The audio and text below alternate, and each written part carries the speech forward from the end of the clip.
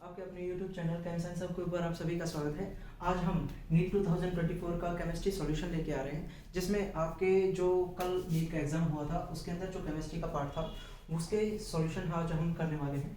तो जो first question है, क्वेश्चन नंबर 51 आपका जो है वो क्या है कि spin only magnetic moment is same for the following ions. मतलब आपका जो स्पिन मैग्नेटिक मोमेंट है, magnetic moment is same for the following ions. Which of the following ions? Same for which of the following ions? तो आपका यहाँ पे क्या पूछा गया है, स्पिन मैग्नेटिक मोमेंट पूछा गया है और ऑप्शन में आपको गिवन है टाइटेनियम +3, सेकेंड ऑप्शन है क्रोमियम +2, थर्ड ऑप्शन है Mn+2, फोर्थ ऑप्शन है Fe+2, आयरन +2 और लास्ट ऑप्शन है स्कैंडियम +3। तो इसमें से आपको ये पूछा गया है कि किस में स्पिन मैग्नेटिक मोमेंट आपका क्या रहेगा, सेम रहेगा। तो टाइटेनियम का एटॉमिक नंबर कितना होता है 22, क्रोमियम का एटॉमिक नंबर 24, मैग्नीज का 25, सबसे पहले ये करें, आयरन का 26 और स्कैंडियम का 21। और यदि ग्राउंड स्टेट लिखना चाहते हैं तो टाइटेनियम की ग्राउंड स्टेट क्या होगी, ग्राउंड स्टेट होगी आर्गन 3d2 4s2, क्रोमियम की क्या होती है ground state argon 3d5 4s1 और मैग्नीज की है आर्गन 3d5 4s2 और आयरन की है आर्गन 3d6 4s2 और साथ में स्कैंडियम की है आपकी आर्गन 3d1 4s2। ये आपकी इलेक्ट्रॉनिक कॉन्फ़िगरेशन है for the ground state of D block elements. और जहां पे यहाँ पे आपको दिए गए हैं टाइटेनियम +3, तो टाइटेनियम +3 है, मतलब टाइटेनियम +3 के अंदर कितने इलेक्ट्रॉन बचेंगे आपके, आर्गन 3d1, मतलब कितने अनपेयर्ड इलेक्ट्रॉन 1। तो यहाँ पे इसका कितना होगा 1 अनपेयर्ड। क्रोमियम की बात करते हैं तो क्रोमियम है +2, तो कॉन्फ़िगरेशन यहाँ पे आएगी 3d4, तो अनपेयर्ड इलेक्ट्रॉन कितने हैं यहाँ पे 4। मैग्नीज की बात करते हैं तो मैग्नीज आपका +2 है और +2 पे आपकी कॉन्फ़िगरेशन आएगी आर्गन 3d5, तो यहाँ पे अनपेयर्ड इलेक्ट्रॉन कितने हैं 5। आयरन की बात करते हैं तो आयरन +2 में आपका क्या है आर्गन 3d6। ये जो 3d6 है, देखो d ऑर्बिटल कितने हैं 5 ऑर्बिटल के अंदर 6 इलेक्ट्रॉन फिल करते हैं। तो सबसे पहले फर्स्टली 1 इलेक्ट्रॉन फिल करेंगे, देन आपका फिलिंग करेंगे सेकेंड इलेक्ट्रॉन की। तो अनपेयर्ड इलेक्ट्रॉन कितने बचे, नंबर ऑफ अनपेयर्ड इलेक्ट्रॉन बचे 4, तो यहाँ पे भी इसके नंबर ऑफ अनपेयर्ड इलेक्ट्रॉन कितने हैं 4। तो ये क्या लिखे जा रहे हैं अनपेयर्ड इलेक्ट्रॉन। और फिफ्थ है आपका कौन सा स्कैंडियम, और स्कैंडियम पे कितना चार्ज है +3, और +3 में आपकी कॉन्फ़िगरेशन आएगी आर्गन 3d0 4s0। तो यहाँ पे आपके नंबर ऑफ अनपेयर्ड इलेक्ट्रॉन किसके अंदर सेम है, और जिनके अंदर number of unpaired electron same उसका मैग्नेटिक मोमेंट सेम। तो यहाँ पे आपका ऑप्शन ए है एंड आपका ऑप्शन डी है, मतलब ऑप्शन कौन सा है आपका ऑप्शन बी है एंड डी, जो आपके क्या है एकदम करेक्ट, जिनके अंदर मैग्नेटिक मोमेंट आपका क्या आएगा सेम, क्योंकि नंबर ऑफ अनपेयर्ड इलेक्ट्रॉन क्या है सेम। और मैग्नेटिक मोमेंट निकालने के लिए फॉर्मूला क्या होता है square root of n into n+2 Bohr magneton. और नंबर ऑफ अनपेयर्ड इलेक्ट्रॉन यदि दोनों में सेम है तो आपका जो मैग्नेटिक मोमेंट है वो भी आपका क्या आएगा सेम, मैग्नेटिक मोमेंट भी क्या आएगा सेम। तो स्क्वायर रूट ऑफ 24 दोनों का आपका क्या आएगा बोर मैग्नेटोन। तो इसमें जो आपके ऑप्शन है वो क्या होगा B and D are the correct answer. तो ये याद रह जाएगा। तो फर्स्ट क्वेश्चन का आंसर है B and D only. Question number second, match of the following दे रखा है, और मैच ऑफ द फॉलोइंग के अंदर यदि बात करते हैं तो मैच ऑफ द फॉलोइंग में क्वेश्चन क्या दे रखा है कि आपको कन्वर्जन दे रखे हैं H2O से O2, आयरन से Fe2O3, आपके कैल्शियम क्लोराइड से Ca+। तो यहाँ पे ये जो आपका कन्वर्जन दे रखा है उसमें क्या दे रखा है कि पूछा है नंबर ऑफ फैराडेज रिक्वायर्ड, तो मतलब कितने नंबर ऑफ चार्ज रिक्वायर्ड आपको रहेगा। तो पहला है ये ऑप्शन है 1 मोल ऑफ H2O 2O2 क्या है, 1 मोल ऑफ H2O2। सेकंड है, यहाँ पे कर देता हूँ, सेकंड आपका है 1 mole of MnO4 negative 2O2 या Mn2 प्लस थर्ड ऑप्शन है आपका 1.5 mole of calcium from calcium chloride and D option आपका क्या है 1 mole of FeO2 from to Fe2O3। और यहाँ पे नंबर ऑफ फैराडेज दे रखे हैं कि कितने रिक्वायर होंगे, नंबर ऑफ फैराडेज रिक्वायर्ड। तो नंबर ऑफ फैराडेज मतलब नंबर ऑफ चार्ज रिक्वायर्ड। यहाँ पे फर्स्ट ऑप्शन में है 1 फैराडे 3 फैराडे, सेकंड है 2 फैराडे, देन 1 फैराडे, देन आपका 5 फैराडे। ये आपको 4 ऑप्शन दे रखे हैं, जिसमें ये तो आपका फर्स्ट हो गया, ये सेकंड, ये थर्ड और ये आपका फोर्थ। तो ये आपको गिवन है। अब मैच द फॉलोइंग करना है। तो ये जो H2O होता है, H2O आपका कन्वर्ट होता है H2 प्लस हाफ O2 के अंदर और रिलीज कितने करता है इलेक्ट्रॉन आपके रिलीज कितने करता है 2 इलेक्ट्रॉन। तो यहाँ पे कितने का चेंजमेंट आ रहा है 2 इलेक्ट्रॉन्स। तो मतलब आपका यहाँ पे जो फैराडे चार्ज होगा वो कितना होगा 2 फैराडे, मतलब कितना चार्ज रिक्वायर्ड है 2 फैराडे। और MnO4 negative to Mn2 plus, ये आपके डी ब्लॉक के अंदर रिएक्शन देखी थी आपने, एन एसिडिक मीडियम हमेशा MnO4 नेगेटिव किस में कन्वर्ट होता है Mn+2 में, और Mn+2 में। तो यहाँ पे Mn+7 से कितने में चेंज हुआ +2 में, तो कितने इलेक्ट्रॉन का चेंजमेंट हुआ 5। तो यहाँ पे जो फैराडे यूज होगा वो कितने फैराडे यूज होंगे 5 Faraday. Then calcium from calcium chloride, तो कैल्शियम क्लोराइड पे चार्ज कितना कैल्शियम+2 और बन क्या रहा है Ca। तो कितने इलेक्ट्रॉन लॉस कर रहा है 2 इलेक्ट्रॉन लॉस कर रहा है। तो यहाँ पे इसका जो फैराडे आएगा वो कितना आया 2 फैराडे। और यहाँ पे बात कर रहे हैं आपका कौन सा FeO से आपका यहाँ पे क्या बन रहा है Fe2O3 और Fe से Fe2O3 में जा रहा है। तो मतलब यहाँ पे कितना चार्ज +2, यहाँ पे कितना चार्ज +3 चार्ज, मतलब कितने इलेक्ट्रॉन चेंजमेंट हो रहे हैं 1 इलेक्ट्रॉन चेंजमेंट हो रहे हैं। तो 1 इलेक्ट्रॉन चेंजमेंट हो रहे हैं, तो यहाँ पे आपका क्या हो गया 1 फैराडे। तो ये इसका क्या आ गया 1 फैराडे। तो 1 फैराडे है। देन आपका कैल्शियम क्लोराइड के लिए 2 फैराडे, तो 2 फैराडे है, साथ में इसका कितना मोल दिया है 1.5 और 2 फैराडे 1.5 कितना हो गया 3 फैराडे। तो यहाँ पे टोटल फैराडे कितना चार्ज आया है 3 फैराडे, क्योंकि यहाँ पे मोल कितने दे रखे हैं 1.5 और तीनों में आपके मोल क्या है सेम 1 मोल।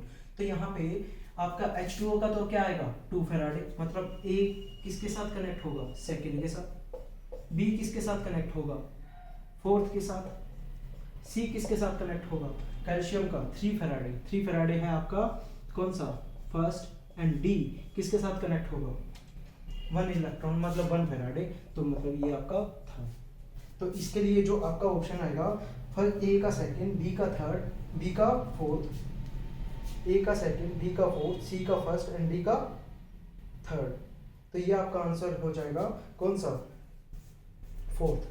तो इसका जो 52th क्वेश्चन का आंसर जो रहेगा वो क्या रहेगा D is the correct answer. क्या रहेगा D is the correct answer. अब बात करते हैं क्वेश्चन नंबर 3 की। तो क्वेश्चन नंबर 3 आपका क्या है फेलिंग सॉल्यूशन।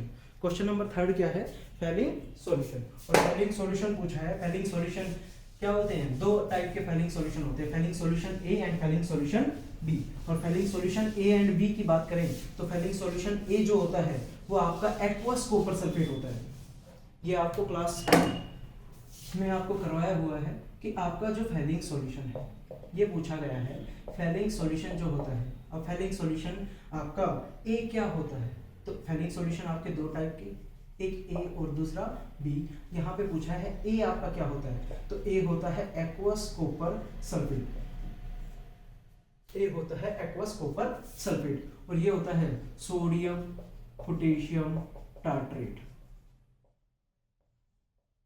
तो ये आपका सोडियम पोटेशियम एक्वस सॉल्ट रहता है, ये आपका एक्वस कॉपर सल्फेट। तो क्वेश्चन में पूछा ही क्या गया था फेलिंग सॉल्यूशन A इज, तो आपका डी ऑप्शन इज करेक्ट। तो डी ऑप्शन क्या है aqueous copper sulphate is the correct answer. तो तो यहाँ पे इसका आंसर कौन सा हो जाएगा, डी ऑप्शन। तो ये 53 क्वेश्चन हो गया। 54 क्वेश्चन की बात करते हैं। तो 54 क्वेश्चन की बात करते हैं तो फिर दोबारा से मैच द फॉलोइंग आ गया है और आपका यहाँ पे ऑर्गेनिक का क्वेश्चन है और ऑर्गेनिक में भी हाइड्रोकार्बन से आपके क्वेश्चन लिया गया है और ये आपके 10th में भी था, 11th में भी है और 12th से तो कंफर्मेशन हो ही जाती है कि 12th में भी आज आ जाता है कि आपकी ये रिएक्शन कौन कौन सी होंगी। तो सबसे पहले देखो ये रिएक्शन दे रखी है आपको, ये आपको एक रिएक्शन दे रखी है ए देन बी, ये बेंजीन है और बेंजीन से बना क्या रखा है, एसिटोफिनोन की फॉर्मेशन कर रखी है। ये कितनी बार बताया है कि बेंजीन से एसिटोफिनोन फ्रीडल क्राफ्ट रिएक्शन होती है। सी, इसमें आपका 2 मोल ऑफ क्या बना हुआ है, साइक्लोहेक्सेनोन, क्या बना हुआ है, 2 मोल ऑफ साइक्लोहेक्सेनोन। सी, आपका क्वेश्चन दे रखा है फिनोल से क्या बना रखा है, साइक्लोहेक्सेनोल से बना रखा है साइक्लोहेक्सेनोन। और डी ऑप्शन आपका क्या है, ये बेंजीन है, इथाइल बेंजीन को किसके साथ रिएक्ट करवाएं कि फॉर्मेशन कर दे आपका पोटेशियम कार्बोक्सिलेट, पोटेशियम बेंजोएट जिसे हम कहते हैं।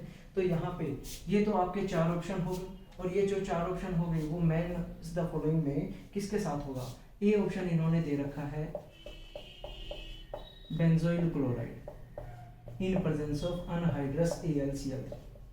ये तो देख के भी बता देते हैं कि अनहाइड्रस AlCl3 आ गया, मतलब रिएक्शन कौन सी है, फ्रीडल क्राफ्ट एसाइलेशन। ये कौन सी है, Friedel Crafts acylation. Acyl group you attach हो गया है और असाइल ग्रुप अटैच हो गया असाइल क्लोराइड, तो ये आपका कौन सा है, Friedel craft acylation. Second B option दे रखा है CrO3, देन थर्ड ऑप्शन दे रखा है KMnO4, then in presence of KOH, then heat कर रखा है। एंड डी ऑप्शन दे रखा है ozone in presence of zinc H2O।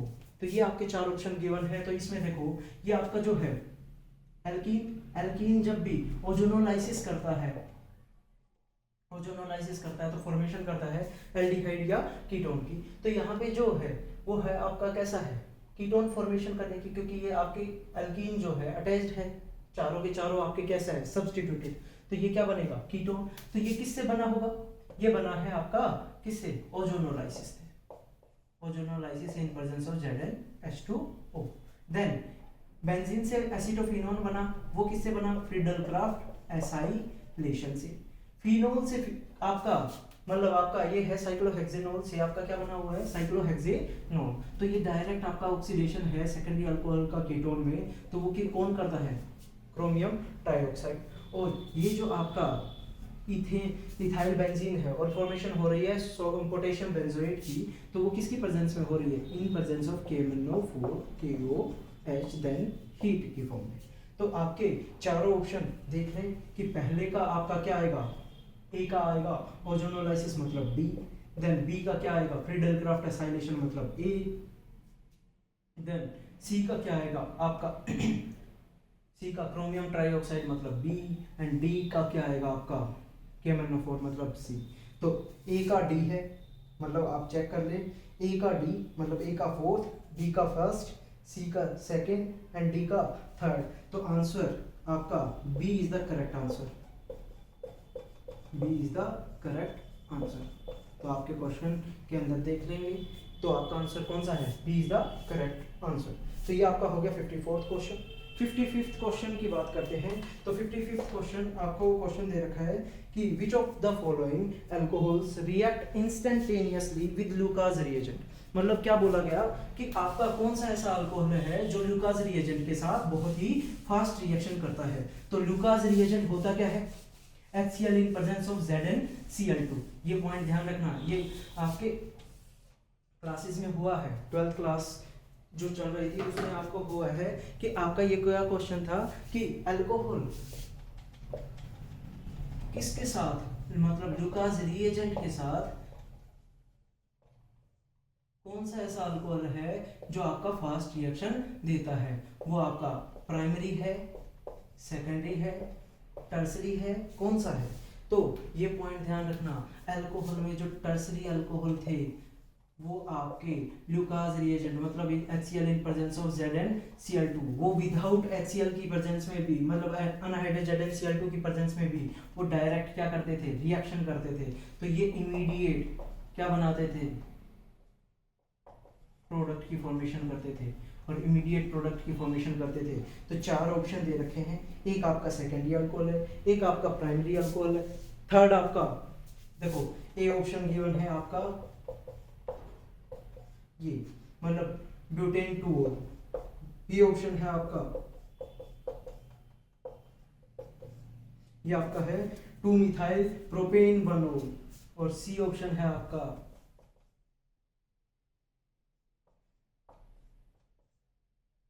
और डी ऑप्शन है ये ऑप्शन गिवन है। तो इसमें से ये देखो ये कैसा कार्बन, ये कैसा आपका है कार्बन सेकेंडरी, क्योंकि दो कार्बन अटैच है। ये कार्बन कैसा है 1 2 3 मतलब कौन सा है टर्सरी। ये कौन सा है, एक कार्बन अटैच है मतलब प्राइमरी, और ये भी कौन सा है प्राइमरी।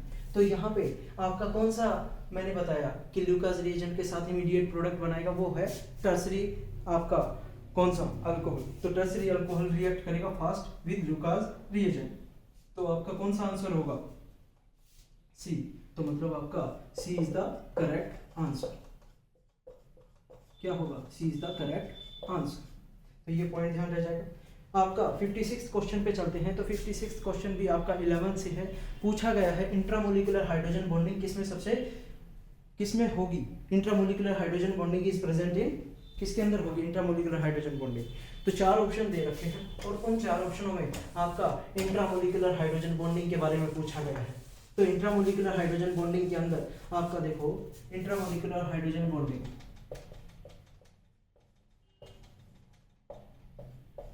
इंट्रामोलिकुलर हाइड्रोजन बॉन्डिंग, ये पॉइंट ध्यान रखना, इंटरमोलिकुलर होती है in between the two molecules और इंट्रामोलिकुलर होती है आपकी इन ए मॉलिक्यूल, मतलब मॉलिक्यूल के ही अंदर यदि हाइड्रोजन बॉन्डिंग होती है तो क्या बोला जाता है इंट्रामोलिकुलर हाइड्रोजन बॉन्डिंग। और इंटरमोलिकुलर वो होती है जो आपके दो मॉलिक्यूल्स के बीच में होती है। तो यहाँ पे चार ऑप्शन आपके कौन कौन से गिवन है, पैरा नाइट्रोफिनॉल, एक ये ऑप्शन गिवन है, एक आपका गिवन है मेटा नाइट्रोफिनॉल, एक आपका ऑप्शन है सी ऑप्शन है HF एंड डी ऑप्शन है ऑर्थोनाइट्रोफिनॉल। तो ये पॉइंट ध्यान रखना कि ऑर्थोनाइट्रोफिनॉल के अंदर आपका क्या होगा, हाइड्रोजन बॉन्डिंग जो होती है इन ए सेम मॉलिक्यूल के अंदर ही होती है। इसी को ही हम क्या कहते हैं इंट्रा, क्या कहते हैं इंट्रा। तो आपका ऑप्शन कौन सा करेक्ट हो जाएगा, D option is the correct answer, D option is the correct answer. तो ये पॉइंट ध्यान रहेगा। तो ये आपका कौन सा हो गया 56 क्वेश्चन हो गया। 56 क्वेश्चन होने के बाद आपका क्वेश्चन जो आता है 57 में आपका क्या है मैच ऑफ द फॉलोइंग। 57 में आपका क्या है मैच ऑफ द फॉलोइंग, उसमें D option is the correct answer. तो यही आपका मैं क्या कर रहा हूँ। अगला क्वेश्चन जो है मैच ऑफ द फॉलोइंग के ऊपर है, उसमें आपका क्या दे रखे हैं, कंपाउंड्स दे रखे हैं और कंपाउंड्स के साथ में उनकी शेप दे रखी है। शेप का क्या करना है, मैच करना है कि कौन सी आपके कंपाउंड की कौन सी शेप होगी। ये आपका है केमिकल बॉन्डिंग से। तो केमिकल बॉन्डिंग में देखो कंपाउंड में फर्स्ट जो ऑप्शन दे रखा है NH3, सेकेंड ऑप्शन दे रखा है BrF5, सी ऑप्शन दे रखा है HCF4 एंड डी ऑप्शन दे रखा है SF6। और यहाँ पे इसकी क्या दे रखी है ज्योमेट्री। हमें नहीं पता कि क्या है क्या नहीं ऑप्शन। देखो NH3 की बात करते हैं तो NH3 आपका क्या होता है नाइट्रोजन। नाइट्रोजन के पास कितने वैलेंस इलेक्ट्रॉन 5 और 5 के साथ में 3 आपके क्या अटैच हैं हाइड्रोजन और 3 हाइड्रोजन अटैच हैं। तो ये वाली कैसी ज्योमेट्री बन रही है ट्राइगोनल पिरामिडल। कैसी है ट्राइगोनल पिरामिडल, ये ट्राइगोनल पिरामिडल है। दूसरी आपकी क्या है BrF5 की बात करते हैं तो BrF5 ब्रोमीन के पास कितने वैलेंस इलेक्ट्रॉन होते हैं 7 लाइक क्लोरीन और फ्लोरीन। और यहाँ पे फ्लोरीन कितने हैं आपके पास 5, तो फ्लोरीन कितने हैं 5। तो यहाँ पे मैंने फ्लोरीन के साथ क्या कर दिया अटैच कर दिया और हर एक फ्लोरीन के साथ अटैच कर दिया। तो एक आपका क्या बच गया लोन पेयर। तो ये इसकी जो ज्योमेट्री आएगी वो आपकी कैसी आ रही है देखो एक तो आपका क्या आ गया लोन पेयर, और 5 आपके क्या आ गए फ्लोरीन। तो ये कैसी ज्योमेट्री आ रही है, स्क्वायर पिरामिडल। ये कैसी आ रही है, स्क्वायर पिरामिडल। तो इसकी जो ज्योमेट्री है वो कैसी है, स्क्वायर पिरामिडल। ये क्या है, स्क्वायर पिरामिडल। थर्ड वन है आपकी XeF4, और XeF4 की बात करते हैं तो जीनोन फ्लोराइड है, टेट्राफ्लोराइड है। तो जीनोन आपका क्या है, नोबल गैस एलिमेंट है, जिसके पास कितने इलेक्ट्रॉन्स होते हैं, 8 इलेक्ट्रॉन्स। और 4 फ्लोरीन के साथ यदि ये अटैच हो रहा है तो ये आपकी 4 तो बॉन्ड हो गए, 2 आपके क्या हो गए, लोन पेयर हो गए, और 2 लोन पेयर हो गए तो हाइब्रिडाइजेशन तो चली जाती है sp3d2 के पास, और sp3d2 के पास जा रही है तो ये आपकी कैसी जाएगी, स्क्वायर प्लेनर। ये कैसी जा रही है, स्क्वायर प्लेनर। स्क्वायर प्लेनर कैसे हुई कि आपके ये जो दोनों लोन पेयर हैं वो एक अबो द प्लेन और एक बिलो द प्लेन आपका मिलेगा। 4 फ्लोरीन आपके साथ में ऐसे अटैच है, तो ये आपकी क्या हो गई, स्क्वायर प्लेनर। ये आपकी क्या हो गई, स्क्वायर प्लेनर। और फोर्थ ऑप्शन है आपका SF6। SF6 में सल्फर के पास कितने इलेक्ट्रॉन, 6 इलेक्ट्रॉन। कितने इलेक्ट्रॉन, 6। और हर एक के साथ सल्फर ने क्या किया, बॉन्डिंग कर ली। तो ये जो sp3d2 आई, इसमें आपकी ये जो ज्योमेट्री आएगी वो कैसी आएगी, ऑक्टाहेड्रल। कैसी है, ऑक्टाहेड्रल। तो अपने आप ये देख लें कि ये जो आपका NH3 है, NH3 की कैसी है, ट्राइगोनल पिरामिडल। और ट्राइगोनल पिरामिडल मतलब ए का कौन आएगा, फर्स्ट। ए का कौन आया, फर्स्ट। और BRF5 मतलब आपका क्या है, BRF5 स्क्वायर पिरामिडल, और स्क्वायर पिरामिडल है फोर्थ। तो बी का आपका क्या आ गया, फोर्थ। सी XeF4 की हमारी स्क्वायर प्लेनर, और स्क्वायर प्लेनर है सेकंड पे, तो ये आपका सेकंड हो गया। और SFC आपका ऑक्टाहेड्रल है, मतलब आपका ये कौन सा हो गया, थर्ड। तो आपका कौन सा ऑप्शन करेक्ट हुआ, ए का फर्स्ट, बी का फोर्थ। ए का फर्स्ट एंड बी का फोर्थ, सी का आपका सेकंड है, सी का आपका सेकंड है एंड डी का थर्ड। तो आपका ये ऑप्शन हो गया 57th का, D is the correct answer. D option is the correct answer. तो ये आपका कौन सा हो गया, 57th हो गया। मैच ऑफ द फॉलोइंग हो गया। 58th जो क्वेश्चन आता है वो बॉइलिंग पॉइंट के ऊपर आता है। और बॉइलिंग पॉइंट हमने किए थे हाइड्रोकार्बन्स का ही क्वेश्चन है। पेंटेन के बॉइलिंग पॉइंट के बारे में पूछा हुआ है कि बॉइलिंग पॉइंट किसका ज्यादा होगा, किसका कम होगा। बॉइलिंग पॉइंट किसका ज्यादा होगा, किसका कम होगा। तो देखो पेंटेन की बात करते हैं तो पेंटेन आपका क्या होता है, 5 कार्बन, 1 2 3 4 5। ये तो है एन पेंटेन। ये क्या है, एन पेंटेन। इसके बाद आता है आपका ब्यूटेन, जिसमें आपकी ब्रांचिंग। इसके बाद आता है नियोपेंटेन। एन पेंटेन आपका आइसोपेंटेन, थर्ड वन आपका नियोपेंटेन। तो ये आपका ये जो पेंटेन की स्ट्रक्चर्स हैं, ये आपकी ब्रांचिंग जितनी बढ़ रही है आपका बॉइलिंग पॉइंट उतना ही क्या होता जाता है, कम। तो सबसे ज्यादा बॉइलिंग पॉइंट किसका है, कम। सबसे ज्यादा बॉइलिंग पॉइंट किसका, एन पेंटेन का। बॉइलिंग पॉइंट ऊपर की साइड क्या हो रहा है, इंक्रीज होता जा रहा है, जितनी आपकी ब्रांचिंग कम होती जा रही है। ये पॉइंट ध्यान रखना, ब्रांचिंग लेस, बॉइलिंग पॉइंट ज्यादा। मतलब बॉइलिंग पॉइंट आपका क्या है, डायरेक्टली प्रोपोर्शनल है या इनवर्सली प्रोपोर्शनल है, कि ब्रांचिंग बढ़ रही है तो ब्रांचिंग बढ़ेगी, ब्रांचिंग इंक्रीज होगी तो बॉइलिंग पॉइंट आपका क्या होगा, कम। मतलब आपका इनवर्सली प्रोपोर्शनल है। तो बॉइलिंग पॉइंट आपका इनवर्सली प्रोपोर्शनल किसके हो गया, ब्रांचिंग के। तो अब ऑप्शन देख रहे हैं, क्वेश्चन देख रहे हैं। स्टेटमेंट फर्स्ट बोली गई है, the boiling point of 3 isomeric pentanes following the order. N pentane दे रखा है, देन सेकंड आपका दे रखा है आइसोपेंटेन, देन दे रखा है नियोपेंटेन। और स्टेटमेंट सेकंड में कहा है जितनी ब्रांचिंग बढ़ती है उतना ही आपका सरफेस एरिया क्या होगा, छोटा होता चला जाएगा। और सरफेस एरिया जितना छोटा हो रहा है उतना ही इंटरमोलिकुलर फोर्स ऑफ अट्रैक्शन आपका क्या होता चला जाएगा, वीक। और वीक होने के कारण आपका बॉइलिंग पॉइंट क्या होता चला जाता है, लो। तो आपकी यहाँ पे ब्रांचिंग बढ़ रही है तो सरफेस एरिया डिक्रीज हो रहा है, और सरफेस एरिया डिक्रीज हो रहा है तो इंटरमोलिकुलर फोर्स ऑफ अट्रैक्शन क्या होता जा रहा है, वीक। और वीक होता जा रहा है तो बॉइलिंग पॉइंट सबसे क्या हो जाएगा, सबसे कम। तो ये दोनों आपकी स्टेटमेंट्स क्या हैं, करेक्ट हैं। तो मतलब बोथ, इसका भी जो आंसर आएगा statement first and statement second both are correct. ये क्या है, statement first and statement second both are correct. तो ये आपका कौन सा क्वेश्चन हो गया, 58th क्वेश्चन हो गया। अब 59th क्वेश्चन पे आते हैं। ये आपका क्वेश्चन किसका है, in which of the following process entropy increases. और एंट्रोपी आती है थर्मोडायनेमिक्स के अंदर, और एंट्रोपी होती क्या है, रैंडमनेस ऑफ ए मॉलिक्यूल।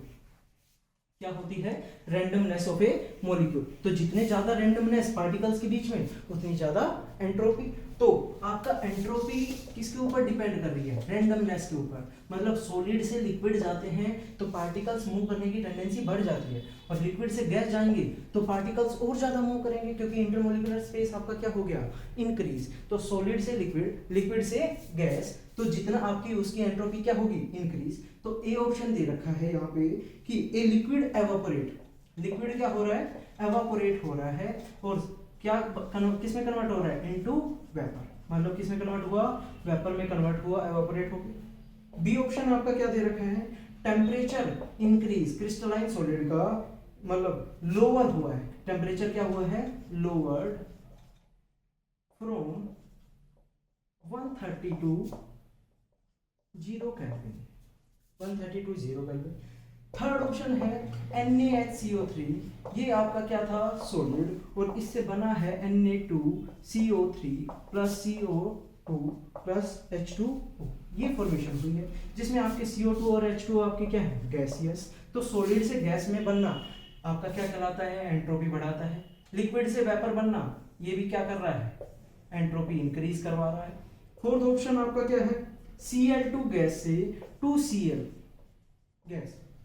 यहां पे देखो, एक मॉलिक्यूल से कितने एटम बने, 2 एटम। जब मॉलिक्यूल से 2 एटम बन गए, मतलब यहाँ पे आपकी रैंडमनेस बढ़ी है, तो इसमें भी एंट्रोपी आपकी क्या हुई है, इंक्रीज। इसमें भी आपकी एंट्रोपी क्या हुई है, इंक्रीज। इसमें भी आपकी एंट्रोपी, फर्स्ट वाले में भी आपकी एंट्रोपी क्या हुई है, इंक्रीज। बट 130 से 0 केल्विन की साइड जा रहा हूँ, मतलब हाई टेम्परेचर से लो टेम्परेचर की साइड जा रहा हूँ। मतलब हाई टेम्परेचर से लो टेम्परेचर की साइड जाऊंगा तो एंट्रोपी क्या होगी, डिक्रीज। तो ऑप्शन पूछा गया है कि किस किस में आपकी एंट्रोपी इंक्रीज हुई है, तो ऑप्शन क्या होगा, देखो हमारा ए करेक्ट है, देन आपका कौन सा, सी करेक्ट है, एंड कौन सा, डी करेक्ट है।